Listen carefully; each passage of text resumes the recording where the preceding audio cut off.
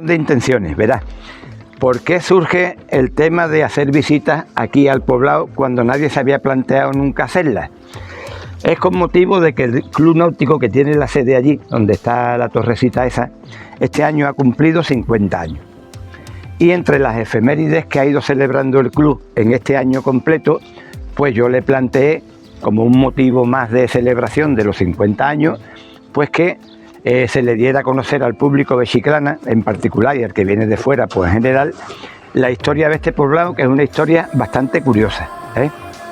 Quizá a nivel patrimonial hemos estado tan centrados en la importancia que tiene el islote, con el presunto castillo de Hércules y el castillo, que quizá hemos olvidado un poco la parte más humana de esta zona, que es precisamente este poblado, ¿eh?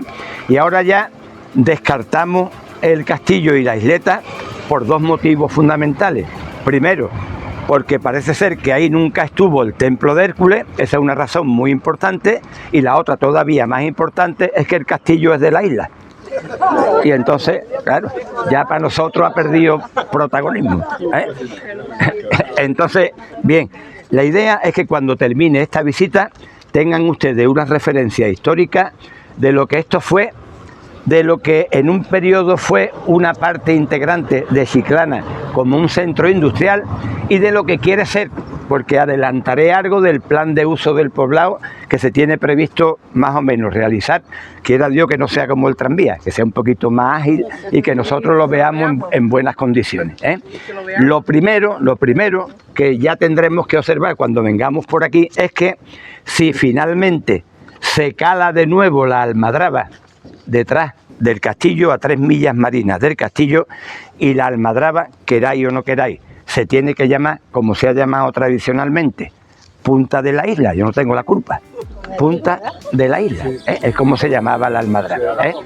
Pues si definitivamente le conceden a Pesquería Chiclana, que es la empresa que ha hecho la concesión, las toneladas de atún que están pidiendo, que lo veo muy difícil, porque piden 350 toneladas y ahora mismo le dan 58. Pero eso es como los convenios colectivos, se empieza pidiendo mucho para que más o menos en un término medio esté la virtud. Si le dan 180, seguramente van a acceder a calar la almadraba. Y eso quiere decir que en febrero del año que viene ya estarán construyendo un poco antes, ya diré, en las planadas de aquí atrás, la chanca de la almadraba, y veremos aquí ya mucho movimiento de las barcazas trayendo los atunes, aunque el centro de procesación de los atunes no estará en Santipetri, estará en el centro de Barbate. Pero esas son las expectativas. En la prensa no se apareció una noticia pesimista con el nuevo reglamento de pesca, que de las 1.152 toneladas que han repartido en todas las pesquerías, a Chiclana todavía no le han dado ninguna asignación, con lo cual el gerente dice que ve la cosa un poquito complicada, ¿eh? Yo he dado un papelito. En ese papelito tenéis, por una parte, esta parte de aquí, cómo quedó el poblado completamente construido. Esta sería la imagen aérea del poblado completo. Estaríamos hablando de años 50, principios de los 60, ¿eh? Pero por detrás tenéis qué hubo antes del Consorcio Nacional Almadrabero, quienes fueron los primeros que fueron llegando y fueron, de alguna manera, completando instalaciones para hacer de este un lugar habitado. Pero yo voy a elegir unas cuantas fechas así de la historia, y en esas cuantas fechas vamos a intentar localizar determinados elementos históricos que hacen referencia a la existencia de este poblado. La primera de ellas, 900 antes de Cristo. Del 900 antes de Cristo, el que más entiende de Chiclana es el cámara que tenemos aquí, José Antonio, que es el guía oficial del yacimiento Nueva Gadeira, ¿eh? Pero en el 900 antes de Cristo, todos los historiadores coinciden en que el nivel de las aguas del caño de Santipetri y de esta zona estaba 2,17 metros por arriba. ¿Qué quiere decir? Que esto no existía. Era una zona sumergida. Tampoco existía ni la esquina de Jamón, ni el Mercadona, ni el colegio de nosotros, todo sumergido, con un caño de Santipetri que llegaba prácticamente desde la carretera de la playa, la carretera de la Barrosa, hasta la carretera del Buen Pastor en San Fernando. es lo que se llama el puerto de Gallinera y la parte de Camposoto. Entonces se supone que esos barcos fenicios que llegaron hasta el Cerro del Castillo encontraron aquí una autovía o una hidrovía, para ser más concreto. Entraron por aquí porque nadie entraba en la bahía de Cádiz dando la vuelta a la Isla Larga. Todo el mundo entraba por aquí porque era más sencillo. De manera que eso explica que justo debajo del Cerro del Castillo aparecerá más tarde o más temprano, encontrarán restos del antiguo puerto fenicio, porque es la zona lógica y una vía de navegación que posiblemente se encajara en la parte de Medina, cerca de Medina. Por eso nuestro parque arqueológico actual, donde hay 25 yacimientos arqueológicos, todos están concentrados desde el Cerro del Castillo hacia Medina. La Esparragosilla, el Cordel de los Frastantes, la Mesa, todos están por ahí. Tenemos un parque arqueológico increíblemente rico. ¿Qué ocurre? Que están todos los yacimientos localizados, pero no están explotados. ¿Por qué? Porque todos están en fincas privadas y hay que llegar a acuerdos puntuales con los propietarios para poner eso en circulación y que el público pueda acceder y verlo, Pero es la señal de que hace 900 años unos señores que vinieron del fondo del Mediterráneo entraron por aquí y se encajaron en el Cerro del Castillo, completando un triángulo que tiene 3 vértices. Cerro del Castillo en tierra peninsular, aquí. Doña Blanca en el puerto de Santa María, tierra peninsular, y donde hoy estaría la Caleta de Cádiz, un centro insular, porque era común que los fenicios tuvieran ínsula y península, muy cerca como centros de apoyo, asentamientos y poblaciones. Eso es lo que dibuja un poco el mapa fenicio de esta época. Chiclana se ha tenido que dedicar, o se tiene que dedicar ahora, a llenar el hueco histórico que va desde el 900 a.C. hasta el 1303, que ha sido de siempre la fecha que entendíamos que era la fundación de Chiclana. El señorío que Fernando IV le da a Guzmán el Bueno por haber defendido la plaza de Tarifa. Toma, Guzmán, te voy a hacer un regalo, te voy a regalar Chiclana. Eso es el regalo que le hizo el rey a Guzmán el Bueno. Es como si a nosotros ahora, una tía que teníamos en Cádiz que no sabíamos quién era y se ha muerto, nos deja en el centro de Cádiz, en la calle Obispo Urquinaona, una finca en ruina con 8 inquilinos dentro. Una putada. Claro, porque venir aquí a un sitio que no quería venir nadie, despoblado, y tener que protegerlo, por eso se explica que aparezca el Cerro del Castillo.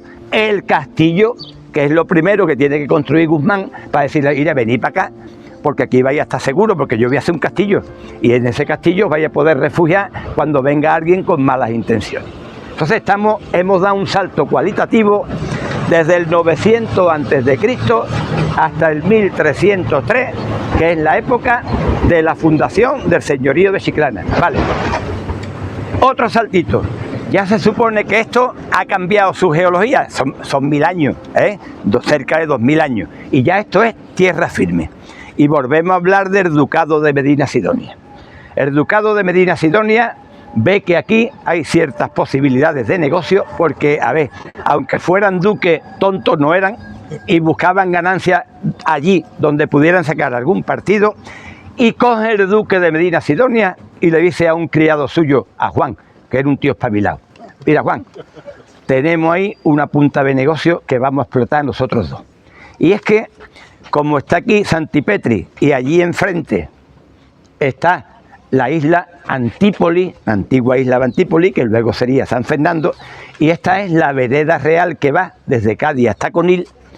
Todo el mundo tiene que pasar en barco desde allí hasta aquí. Pues el barco lo vamos a poner nosotros. A poner un barco con su peaje. Todo el que quiera pasar de un lado a otro, pues paga una cantidad, por una vaca tanto, por un perro tanto, por los niños no sé cuánto, mayores de 65 años estaban los jubilados, también tenían una exención, en fin. Entonces eso provoca que haya aquí el primer negocio de la historia, la barca. Por eso le podéis decir a vuestras amistades, uy, esta mañana he estado yo de visita en el rincón de la barca. ¿Por qué? Porque aquí había una barca. Pero le dice de Marduque a Juanito, mira, Juanito, te voy a proponer otra cosa. Tú vas a explotar la barca, pero te voy a dar permiso para que ponga donde la gente se monta en la barca al ladito un mesón o una tienda de ultramarino. Primer Covirán al lado de la barca. Y además te voy a dar otra cosa, un pequeño hotelito al lado. ¿Por qué explico esto? Lo explico porque la razón de ser del hábitat de un determinado espacio siempre va relacionado con una actividad económica. Si la gente que vive aquí no tiene de dónde comer, no vive. Por lo tanto, este Juanito puso al hijo de cajero en el Covirán, a la hija la puso de maestra de ceremonia en el hotelito y empezó a traer gente y aquí empezó a llegar gente. De manera que tenemos el primer dato histórico de la población de un espacio que hasta el momento no estaba poblado. Pero hablar del poblamiento de la península de Santipetri, sin hablar de dos elementos que son, por un lado, las preferencias militares y por otro, la existencia de las almadrabas, sería inútil, porque esto tiene sentido en tanto en cuanto el estamento militar fue de los primeros que puso un montón de pegas para que aquí hubiera población. Ya las puso, después contaré la historia reciente, la historia del 75, 76, 77, 78, que volvemos a lo mismo porque la historia es cíclica, ¿eh? Y luego la existencia de la almadraba, que es la que le da sentido a la presencia aquí de una población que en sus puntas llegó a tener 2.000, 2.500 habitantes de manera provisional y estable entre 650 y 700. Pero eso será en el próximo capítulo, aquí detrás. Los demás de pie ahí. Ahí en la sombrita, ahí. Ah, que de sangre fría, los de sangre fría. Yo por no poner a la gente de sol, que es peor.